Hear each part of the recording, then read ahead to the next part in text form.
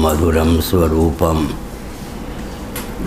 कर्मापिते च मधुरम मधुरा स्मृतिश्च बुद्धिं प्रबोधय प्रभो मधुबोध शक्तिं विद्यां प्रयच्छ परमां परिभावयामि।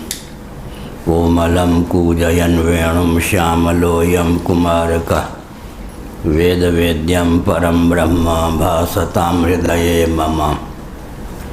कूजन्तं राम रामेति मधुरं मधुराक्षरम् आरुह्य कविता शाखां वन्दे वाल्मीकिकोकिलम्। निगमकल्पतरोर्गलितं फलं शुकमुखादमृतद्रवसंयुतं पिबत भागवतं रसमालयं मुहुरहो रसिका भुवि भावुकाः। तृणादपि सुनीचेन तरोरपि सहिष्णुना अमानिना मानदेन कीर्तनीय सदा हरि नारायणाखिल गुरो भगवन् नमस्ते। शिवाय नमः शिवलिंगाय नमः तन्मे मनः शिव संकल्पमस्तु सर्वे भवन्तु सुखिनः। मोच ठीक है आपका, एकदम उत्ताव दे रहे। कौन है? प्रयाग वाले? बढ़िया मोच है, बढ़िया ठीक।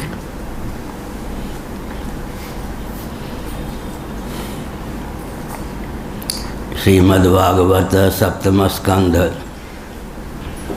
49, 50, 51।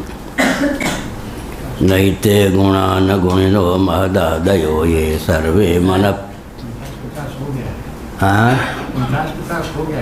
हाँ तो पढ़ने दीजिए ठीक है, आप तो 50 से ऊपर के हैं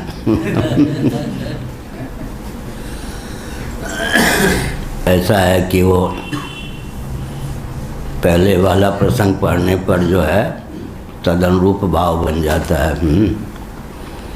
नैते गुणा न गुणिनो महदादयो ये सर्वे मन प्रवृत्तयः सहदेव मर्त्याः आद्यन्तवन्त उर्गाय विदन्ति हित्वा एवं विमृश्य सुधयो विरमन्ति शब्दात् तत्तेर्हत्तम नमस्तुति कर्म पूजा कर्मस्मृतिश्चरणयो श्रवणं कथायां संसेवया त्वयि विनेति सडंगया किं भक्तिं जनः परमहंसगतौ लभेत। नारद उवाच एतावद्वर्णितगुणो भक्त्या भक्तेन निर्गुण प्रहरादं प्रणतं प्रीतो यतमन्यूरभासत। श्री भगवान उवाच। श्री राम कह दिया क्या? नहीं हो गया। श्री राम जय राम जय जय राम। श्री राम जय राम जय जय राम। श्री राम जय राम जय जय राम। श्री राम जय राम जय जय राम। श्री राम जय राम जय जय राम। श्री राम जय राम जय जय राम। श्री राम जय राम जय जय राम। श्री राम जय राम जय जय राम। धर्म की अधर्म का नाश हो, प्राणियों में सद्भावना हो, विश्व का कल्याण हो, गोमाता की गोहत्या भारत सर्वभूत हृदय धर्म सम्राट श्री स्वामी करपात्री जी महाराज की, श्री जगन्नाथ महाप्रभु की, श्री बलभद्र महाप्रभु की, भगवती सुभद्रा देवी की। हर हर महादेव। गोविंद जय जय गोपाल जय जय गोविंद जय जय गोपाल जय जय राधा रमण हरि गोविंद जय जय राधा रमण हरि गोविंद जय जय श्री कृष्ण गोविंद हरे मुरारे, श्री कृष्ण गोविंद हरे मुरारे। हे नाथ नारायण वासुदेव, हे नाथ नारायण वासुदेव। गोविंद जय जय गोपाल जय जय, गोविंद जय जय गोपाल जय जय। राधा रमण हरि गोविंद जय जय, राधा रमण हरि गोविंद जय जय। श्री वृंदावन बिहारी लाल की जय। नमो महादेव। शंभो शिव शिव शिव शिव शिव शिव नारायण नारायण नारायण।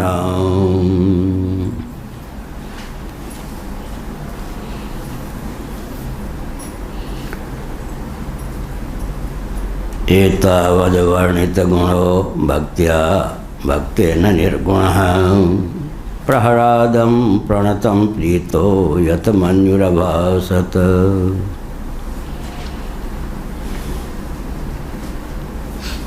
भक्त प्रवर प्रहलाद ने बड़े प्रेम से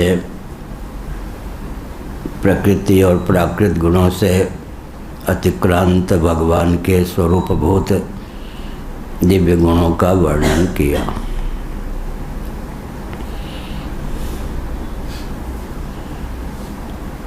उसके बाद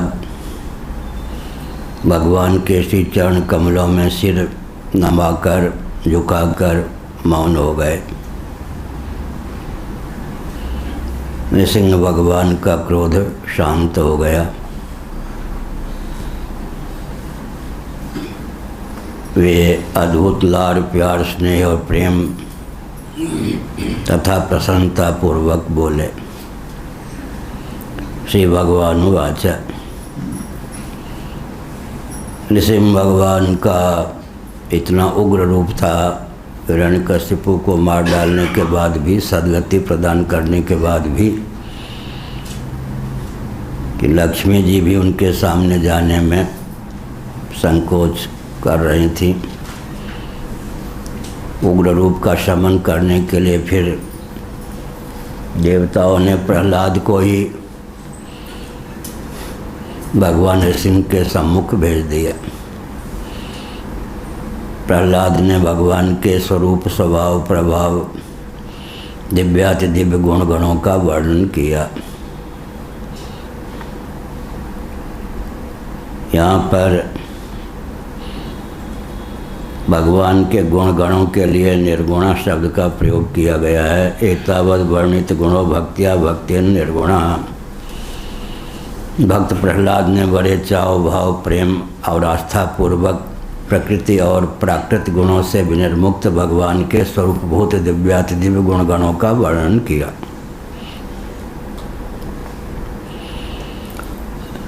निर्गुण शब्द का प्रयोग दो अर्थों में होता है।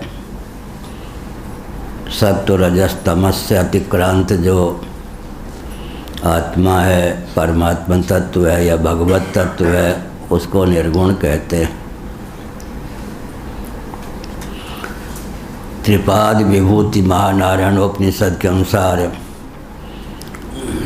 शुद्ध सत्व गुण के लिए भी निर्गुण शब्द का प्रयोग हुआ है।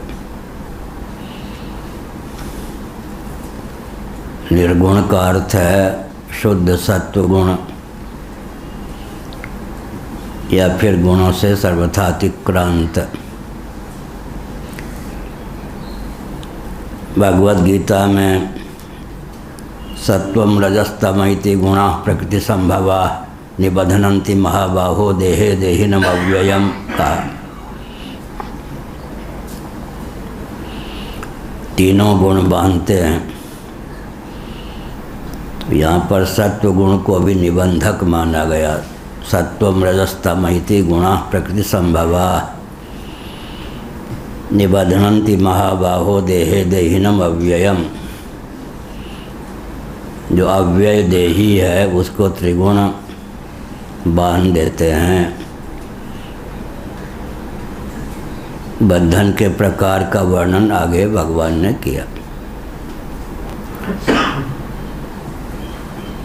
श्रीमद् भगवद गीता में 3 गुणों का ही वर्णन है। श्रीमद् भागवत में एकादश स्कंद में उद्धव जी के प्रति जो भगवान श्री कृष्णचंद्र परमानंद कंस सुधासन मदन मोहन ने गुणों का विभाग किया है वो कुछ विलक्षण विधा से है। सत्व रजस तमस और शुद्ध सत्व और मिश्र गुण 5 विभाग कर दिया। 3 को ही 5। सात्विक राजस तामस प्रभेद निर्गुण प्रभेद। निर्गुण का अर्थ होता है शुद्ध सत्व।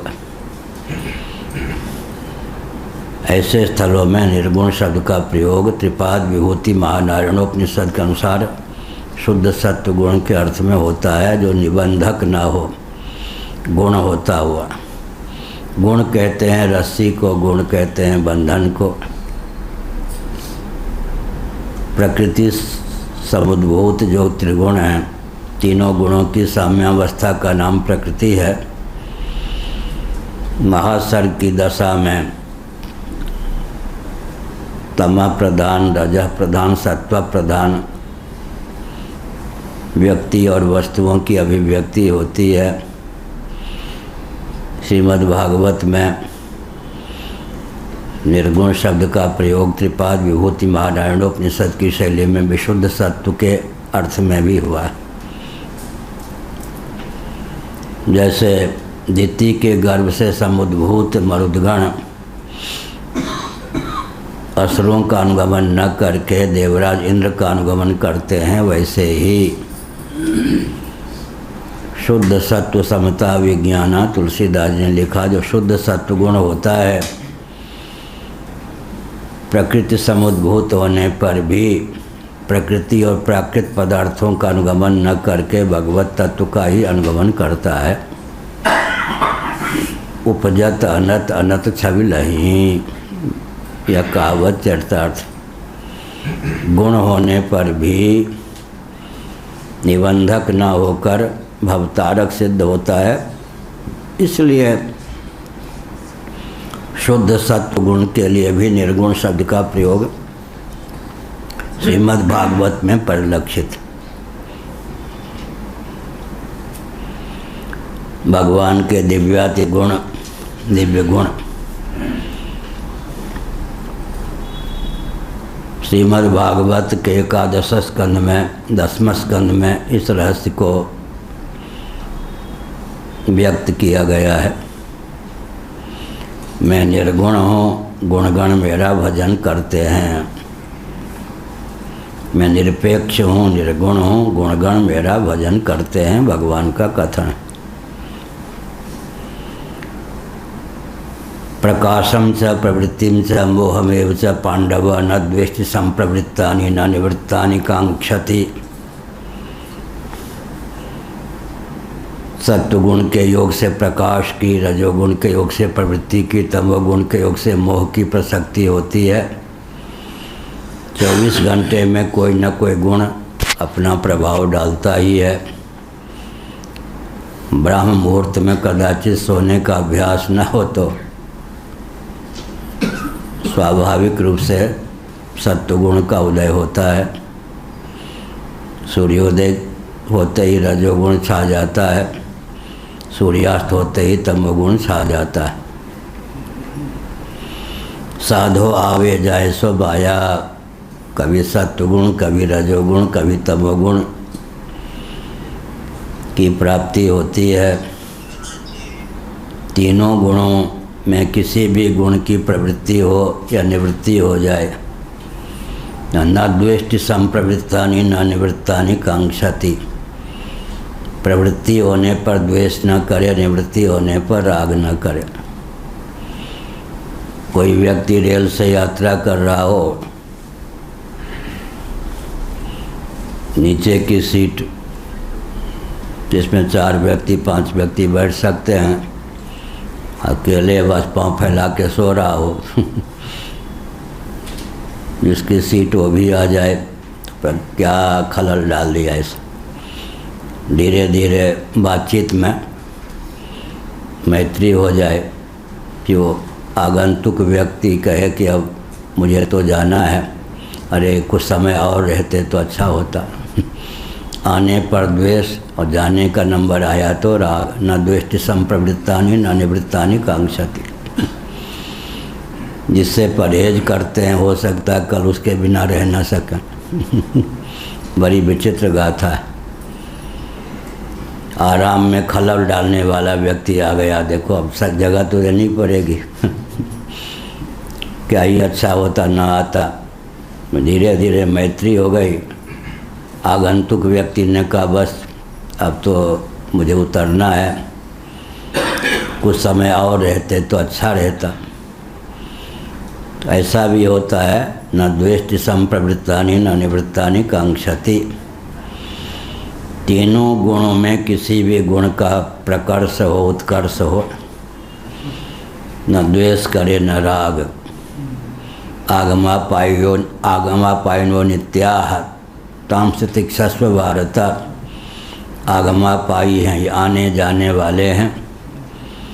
साक्षी होकर रहे, निर्लिप्त होकर रहे तो शुद्ध सत्वगुण का उदय माना जाता है। शुद्ध सत्वगुण को ही व्यवहार में गुणातीत कहते हैं।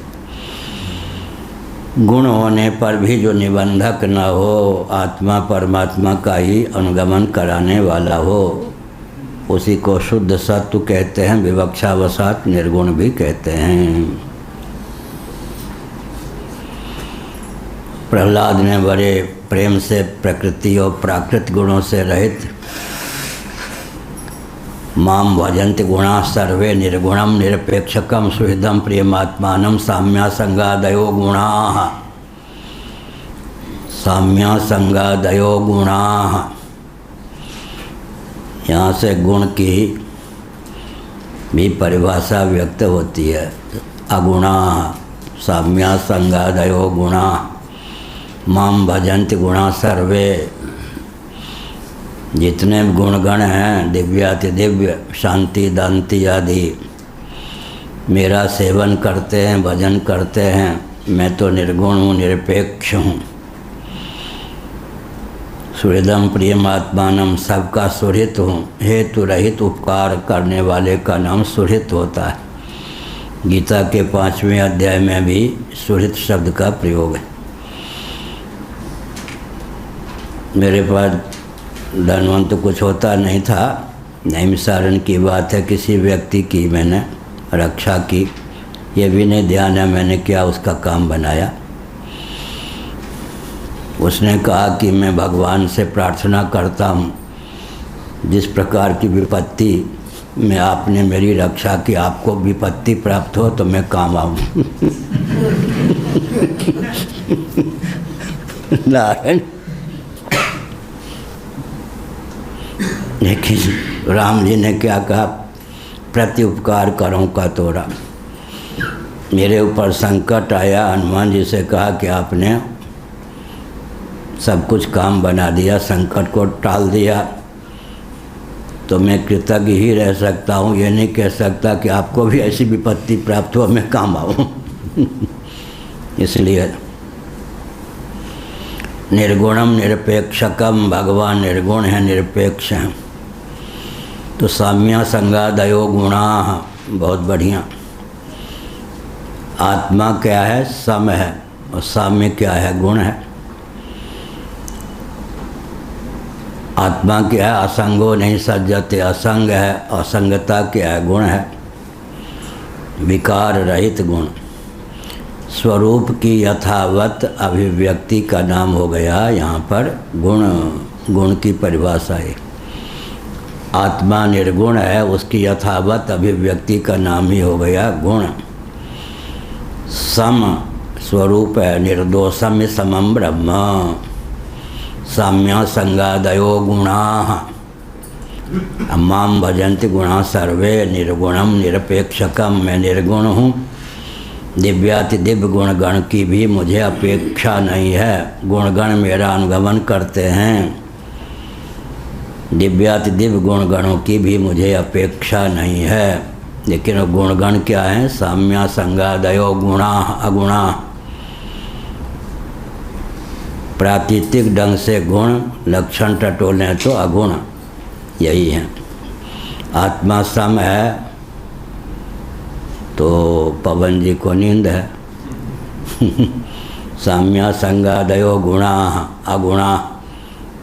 आत्मा सम है तो शुद्ध सत्व के योग से स्वरूप की यथावत अभिव्यक्ति का नाम यहाँ हो गया गुण। परिभाषा बन गई। साम्या संगादयो गुणा। साम्या संगादय अगुणा। स्वरूप की यथावत अभिव्यक्ति का नाम ही गुण हो गया। आत्मा सम है तो साम्य गुण हो गया। आत्मा असंग है, असंगो नहीं सज्जते, असंगो हेयम पुरुषः, तो असंगता गुण है। स्वरूप की यथावत अभिव्यक्ति बिना किसी विकृति के स्वरूप की अभिव्यक्ति का नाम ही यहाँ पर गुण हो गया। साम्या संगादयो गुणा। अभिव्यक्त दशा में गुण, अन्यथा निर्गुण। स्वरूप की ही यथावत अभिव्यक्ति का नाम गुण हो गया। यह गुण की परिभाषा अद्भुत ढंग से प्राप्त है। श्रीमद् भागवत के 11 स्कंद के अनुसार माम भजन्ति गुणा सर्वे निर्गुणम निरपेक्षकम। दिव्याति दिव्य गुण की भी अपेक्षा करेंगे तो फंस जाएंगे। सुख संगेन बधनाति ज्ञान संगेन चानघ। सुख और ज्ञान भी बांध देता है। सत्व गुण जो है सुख और ज्ञान का अभिव्यंजक है। आत्मा सुख स्वरूप है, ज्ञान स्वरूप है। सुखमस्यात्मनो रूपम। श्रीमद्भागवत 7वां स्कंध छांदोग्य उपनिषद यो वै भूमा तत्सुखम। भागवत 7वां स्कंध। सुखमस्यात्मनो रूपम। आत्मा सुख स्वरूप है। ये माम भजन्ति गुणा सर्वे निर्गुणम निरपेक्षकम सुहृदम प्रेमात्मानम साम्या संगादयो गुणा। सुख स्वरूप आत्म तत्व को अभिव्यक्त कर दिया सत्व गुण ने। अब क्या हो गया? अभिव्यक्त सुख में समासक्त हो गए। यही बंधन हो गया। अगर समझ लें बिंबभूत में जो सुख रूप हूँ उसी की अभिव्यक्ति सत्वगुण के द्वार से हुई है, तो अभिव्यक्त सुख जो है हमारे लिए निबंधक नहीं होगा। ऐसे ही आत्मा सम है और समत्व गुण हो गया। यथावत स्वरूप की यथावत अभिव्यक्ति का नाम ही गुण हो जाता। अपना मुख अपने लिए दृष्टिगोचर नहीं होता, लेकिन दर्पण के माध्यम से दृष्टिगोचर हो जाता है। यह प्रतिफलन की विशेषता है। अपना मुख इतना हिस्सा तो दिख जाता है आँख से। एक दिन हमने बताया था, उपनिषदों में कहा गया यह पति है, यह पत्नी है। दक्षिण नेत्र यदि पति है तो वाम नेत्र जो है पत्नी है। नेत्र माने आँख। वाम नेत्र की अपेक्षा दक्षिण नेत्र में दीप्ति अधिक होती है। मैं वृंदावन में बोल रहा था बहुत साल पहले, तो एक विपिन चंद्र मिश्र जो दिल्ली उच्च और उच्चतम न्यायालय के अधिवक्ता थे, कालांतर में दिल्ली उच्च न्यायालय के न्यायाधीश भी हुए। अवकाश प्राप्त होने पर हमारे गुरु भाई बने, सन्यासी बने। उन्होंने कहा इस बात से मैं सहमत नहीं हूँ कि दाईं आँख में दीप्ति अधिक है। हमने कहा उपनिषद का वचन है, लिख दिया गया होगा। अंग्रेजी पढ़े लिखे कब क्या कर दें नहीं कह सकते कुछ। अंग्रेजी तो ठीक है, लेकिन भाषा अपने भावों को न छोड़े तो ठीक है। अंग्रेजी पढ़े लिखे व्यक्ति अंग्रेजी साहित्य तो पढ़ते हैं और साहित्य का प्रभाव उन पे पड़ ही जाता है। लिख दिया गया होगा। लिख मारा, वो हरियाणा वाले वो एक थे ना थोड़े लंगड़ा के चलते, दे मारा, ऋषियों ने दे मारा, आधा आर्य समाज आधा सनातन, लुधियाना में लिख दिया गया होगा। हमने कहा लिख दिया गया होगा तो प्रयोग आप कर लीजिए। तो क्या प्रयोग करें? हमने सुनिए, आँख को ऐसे कीजिए, यह हिस्सा बाईं आँख से दिखेगा क्या, नाक का, और दाईं आँख से हिस्सा दिख जाएगा। तो दाईं आँख में दीप्ति अधिक हुई या नहीं? तो कहा अरे मौन कर दिया हमको ऐसे करें, क्या करोगे? देखो प्रयोग कर रहा है, प्रयोग करके बस यह हिस्सा दिखेगा, दायां हिस्सा दिखेगा या बायां? बायां क्यों नहीं दिखेगा? नाक के दोनों हिस्से हैं ना, दाईं आँख से दाना हिस्सा इधर नाक का वाला दिख जाएगा, बायां हिस्सा बाईं आँख से नहीं दिखेगा।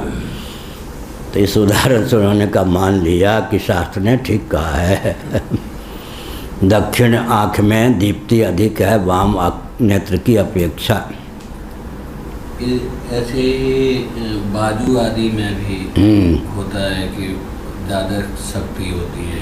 हाँ, दाएं हाथ में कोई बाएं हाथ से लिखते हैं हमारे कौन, स्वनामधन्य द्वारका पीठाधीश्वर स्वरूपानंद सरस्वती महाराज बाएं हाथ से ही हस्ताक्षर करते हैं। और अर्जुन का नाम सव्यसाची, दाएं बाएं दोनों हाथों से काम। किसी किसी का बाएं हाथ जो है अधिक सक्रिय होता है, सामान्य नियम है कि दायां हाथ अति सक्रिय होगा, बायां हाथ कम।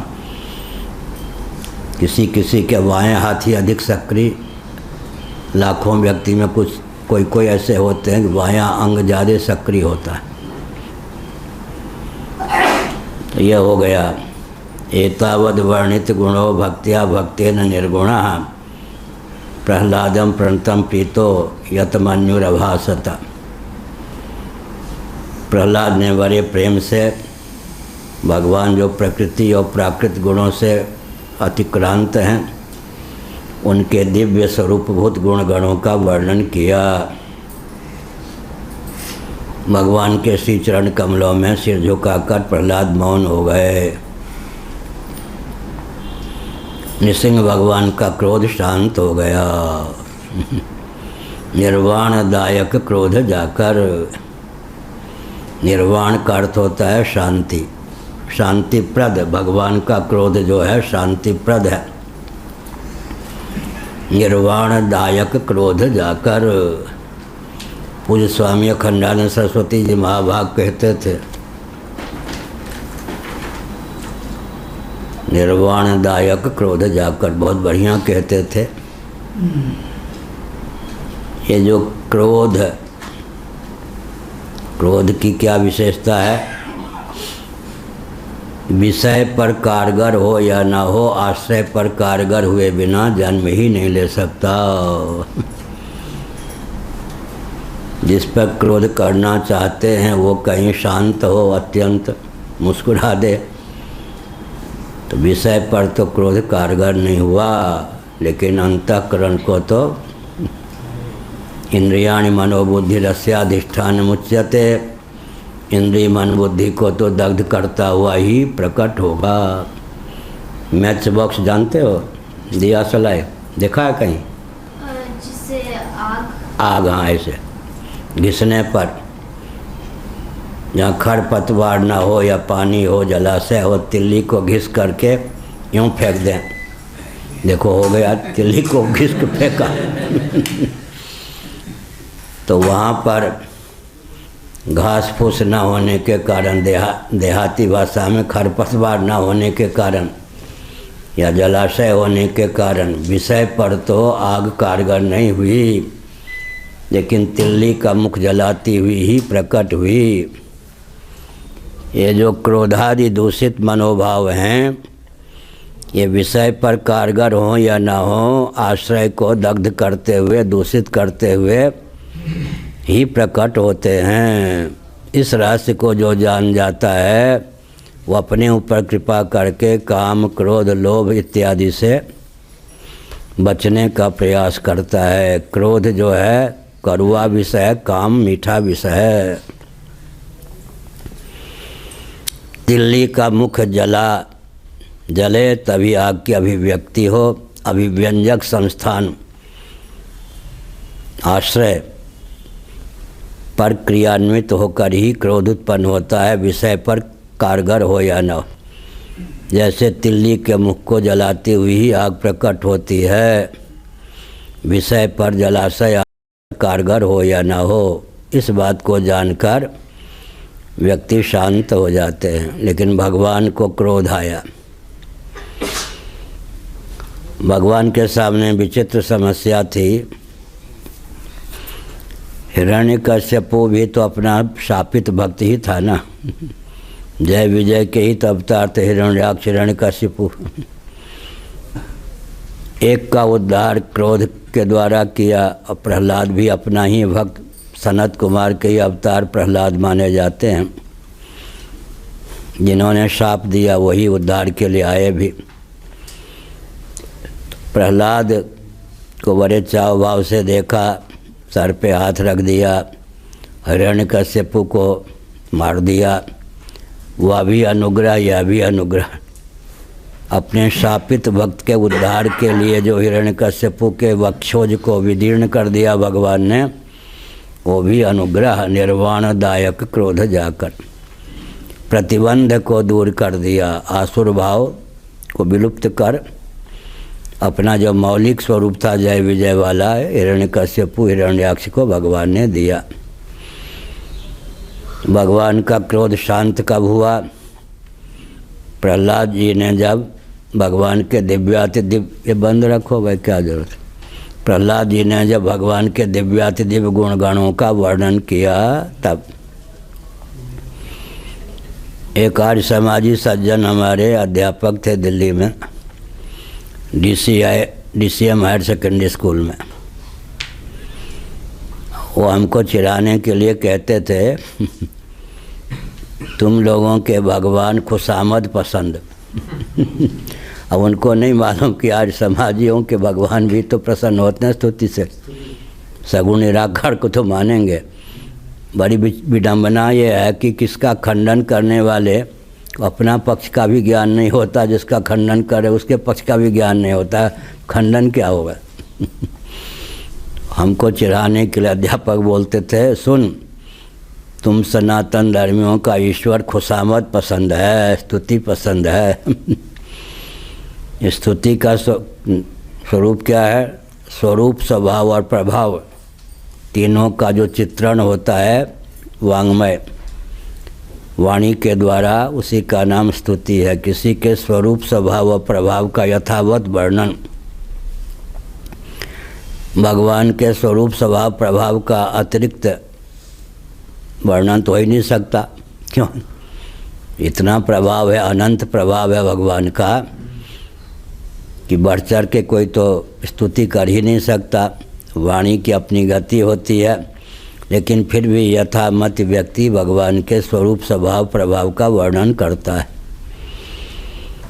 भगवान के प्रभाव का वर्णन करने पर या श्रवण करने पर व्यक्ति भगवान का आर्त या अर्थार्थी भक्त बन जाता है। भगवद गीता 7वां अध्याय। भगवान के प्रभाव का श्रवण करने पर व्यक्ति भगवान का अर्थार्थी या अर्थ भक्त बन जाता है। भगवान के स्वभाव का वर्णन सुनने पर व्यक्ति भगवान का जिज्ञासु भक्त बन जाता है। और भगवान के स्वरूप का वर्णन सुनने पर व्यक्ति भगवान का ज्ञानी भक्त बन जाता है। एक प्रभाव है, एक स्वभाव, एक प्रभाव है, एक स्वभाव है। हाँ, एक मोबाइल का बहुत अच्छा ठीक ही है, वो बढ़िया। एक प्रभाव होता है, एक स्वभाव होता है, एक स्वरूप होता है। तीनों का महत्व है। भगवान के प्रभाव का अप्रतिम प्रभाव का वर्णन सुनने पर भगवान का व्यक्ति आरती अर्थार्थी भक्त हो जाता है। स्वभाव प्रणत कुटुंब पाल रघुराई। भगवान के स्वभाव का वर्णन सुनने पर व्यक्ति जिज्ञासु भक्त हो जाता है। योगक्षेमम वहाम्यहम, बहुत बढ़िया समझौता है गीता में। निर्योगक्षेम आत्मवान, योगक्षेमम वहाम्यहम। बन सके तो भगवान कहते हैं तुम मुझसे भी योगक्षेम की इच्छा मत रखो, और मेरा स्वभाव है कि मैं योगक्षेम का वहन किए बिना रह नहीं सकता।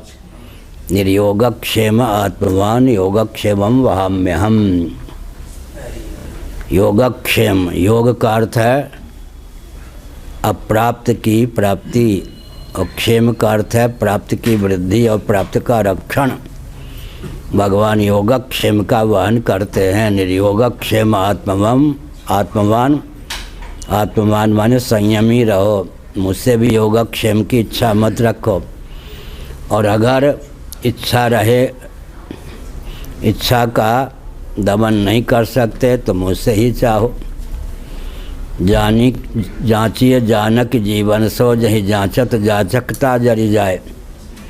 तुलसीदास जी ने विनय पत्रिका में लिखा, अरे मन, जांचने की मांगने की भावना अगर तुम्हारी विगलित नहीं होती तो मेरी बात मान लो। जानकी जीवन श्री राम जी से जांच लो। तो मन ने कहा कि राम जी से जांचूं या शेर साहूकार राजा महाराजा से जांचूं, जांचना तो जांचना ही है। तुलसीदास जी ने कहा नहीं नहीं, भगवान से जांचोगे तो कण भर मांगोगे मन भर देंगे, और देकर भी भगवान का मन नहीं भरेगा तो अपने आप को भी सौंप देंगे। भगवान आर्त और अर्थार्थी भक्तों पर भी क्यों रीझ जाते हैं, इसके पीछे दार्शनिकता क्या है। भगवान आर्त और अर्थार्थी भक्तों पर भी रीझ जाते हैं। इंद्रादि देवता हैं, सेठ साहूकार हैं, राजा महाराजा हैं। इस व्यक्ति ने किसी के आगे हाथ नहीं फैलाया, सबके आकर्षण को विदीर्ण कर मेरा ही दरवाज़ा खटखटाया, तो इसकी दृष्टि कितनी ऊंची है। आखिर भगवान से ही चाहा ना। तुलसीदास जी ने कहा कि जांचने की भावना विगलित ना हो तो जानकी नाथ से जांच के देखो। कण भर मांगोगे तो मन भर देंगे, और जिस चीज़ को मांगने पर तुम्हारा हित नहीं होगा वो बिल्कुल नहीं देंगे। और देते देते भगवान को संतोष नहीं होगा तो अपने आप को भी दे डालेंगे, सौंप देंगे। भगवान उदारता पर ही जाते हैं। ये सब उदार हैं। उदार क्यों हैं? सेठ साहूकार राजा महाराजा देवता ये सब देने के लिए उद्यत, इन सब की उपेक्षा करके, किसी का तिरस्कार न करके लेकिन उपेक्षा करके मेरा ही दरवाज़ा इस बंदे ने खटखटाया। इस बात पर रिझ जाते हैं भगवान। आर्त और अर्थार्थी पर भी रिझ जाते हैं।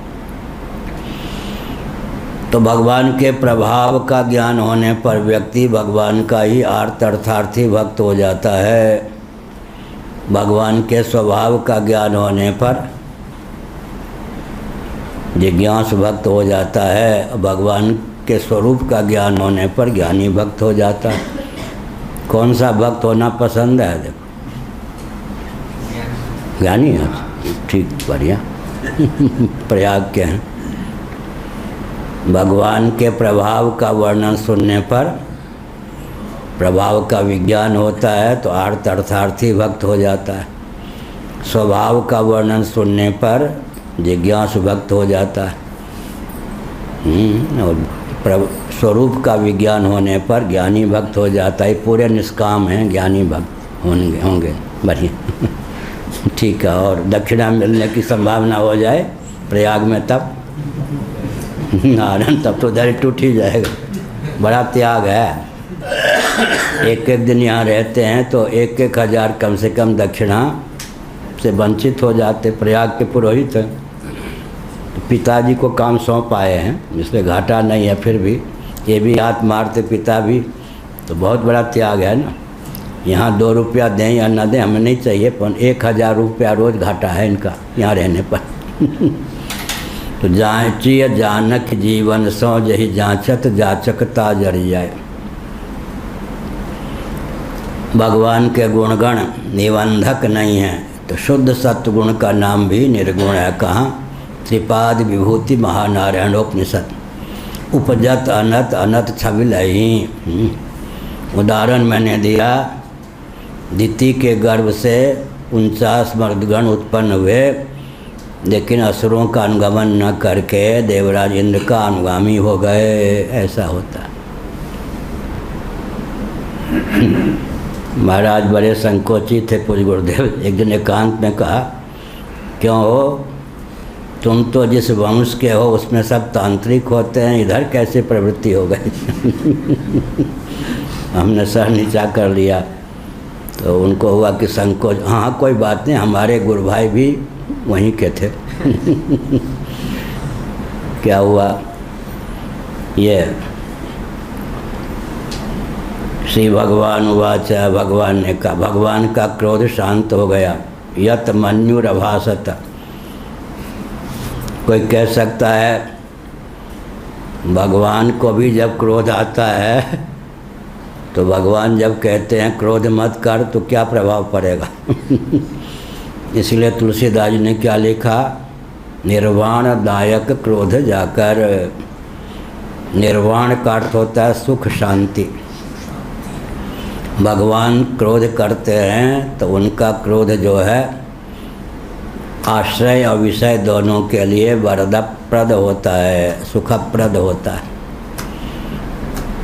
उपनिषदों में लिखा है कि क्रोध किए बिना न रह सको तो क्रोध पर क्रोध करो। एक नैमिषारण्य में था व्यक्ति बड़ा क्रोधी। आइए आइए सुमिरन पूजन, भोजन लीजिए, किसी न किसी को गाली दिए बिना नहीं रहता था। खड़ा होता था, हम भोजन दिलवा देते थे। एक दिन हमने सबसे कहा, आज जो है आइए आइए महाराज आइए कह के भोजन दो, अब क्रोध करने का आज अवसर मत दो, फिर मैं देखूंगा छिपके कि करता क्या है। आइए आइए सुमिरन जी, कितनी रोटी चाहिए? 5। अरे 8 रोटी दे दो। 8।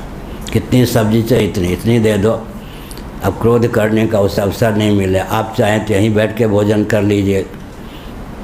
अब क्रोध करने का अवसर नहीं मिला तो भोजन तो थाल लाया था, भोजन कमरे में रख दिया, फिर एक कुठार लिया कुल्हाड़ी। मैं छिप के देख रहा था, बबूल के जो पेड़ से उसको काटे, माँ बहन की गाली दे, फिर एक बार काटे। हमने कहा देखो, अरे राम राम, इसका क्रोध कितना है। आज क्रोध का अवसर नहीं दिया तो ऐसे कुल्हाड़ी लेकर मजबूत बबूल के पेड़ को माँ बहन की गाली दे और काटे। हमने कहा ये व्यक्ति 2-2, 4-4 व्यक्ति को रोज़ नहीं मारता, यही क्या काम। इसलिए निर्वाण दायक क्रोध जाकर। भगवान अगर क्रोध किए बिना न रहा जा सके तो शर्त लगा दें।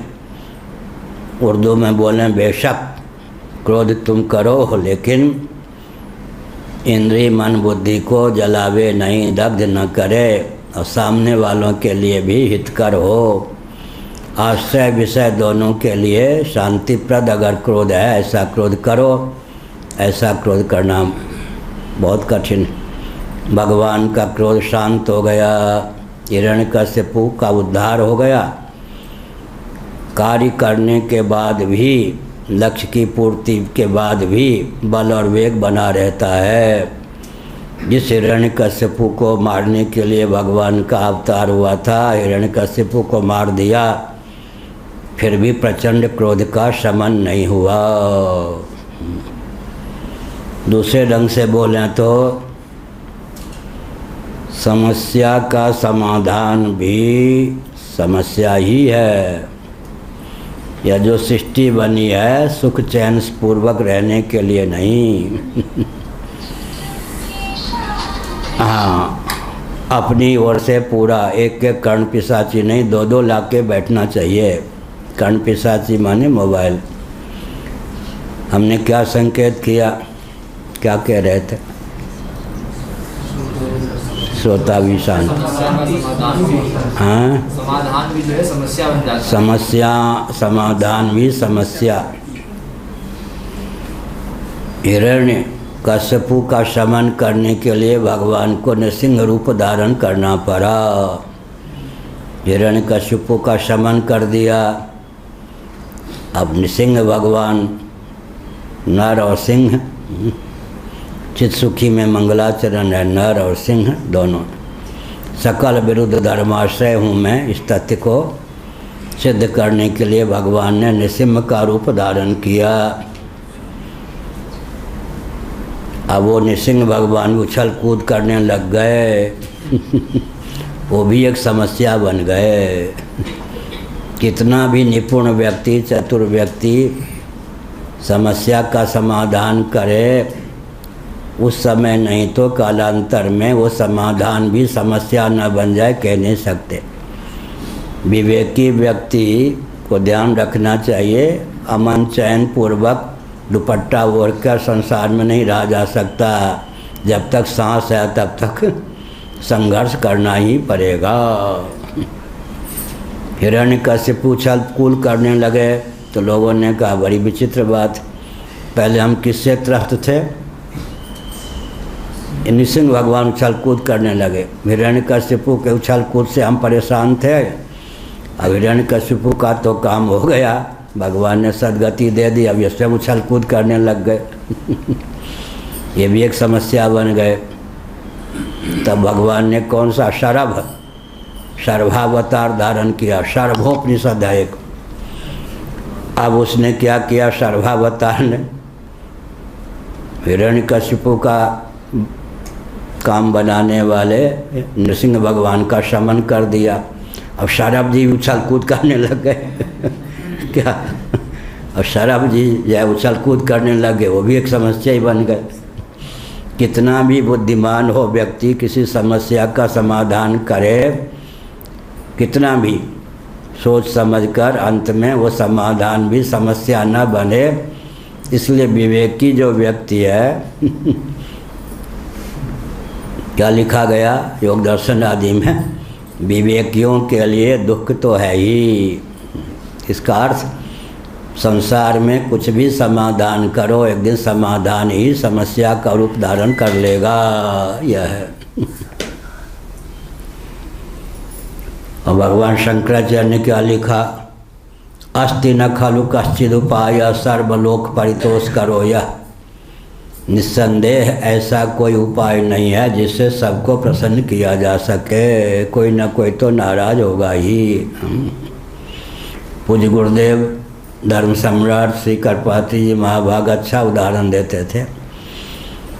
हम किसी को चिढ़ाने के लिए नहीं, किसी को वेदना देने के लिए नहीं, पूजन के समय शंख बजाते हैं।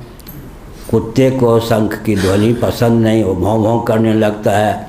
कुत्ते को प्रसन्न रखने के लिए भगवान के सामने शंख बजाना हम छोड़ दें क्या? क्या किस पर कहते थे, यस्मान्नो दुजते लोको लोकान्नो दुजते चया। हम दूसरों से उद्विग्न ना हो,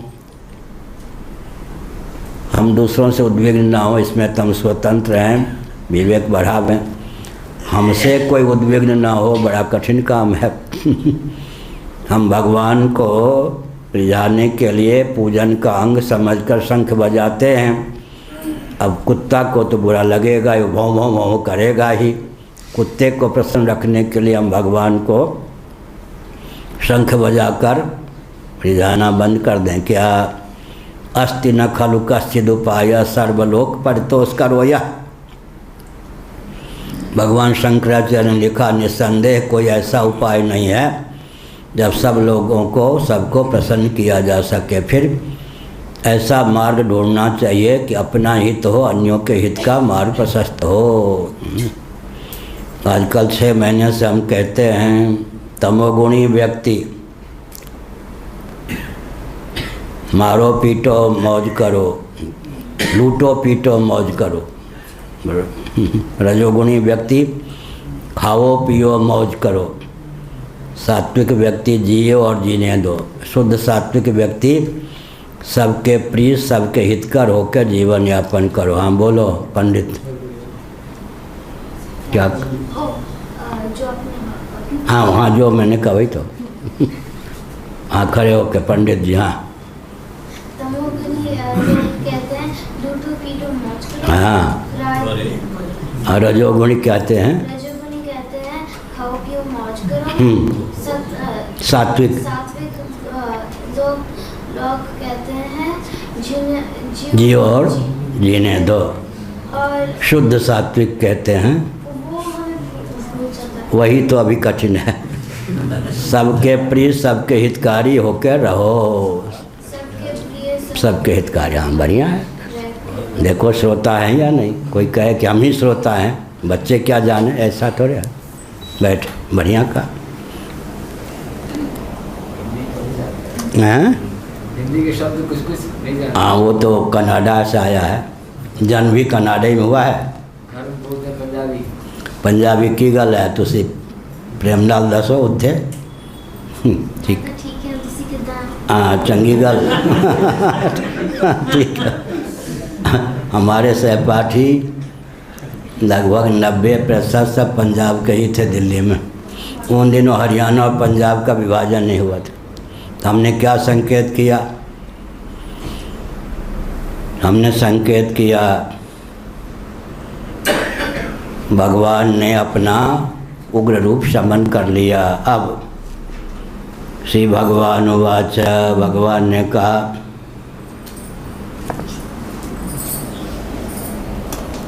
6 बज गया 5 मिनट बाद।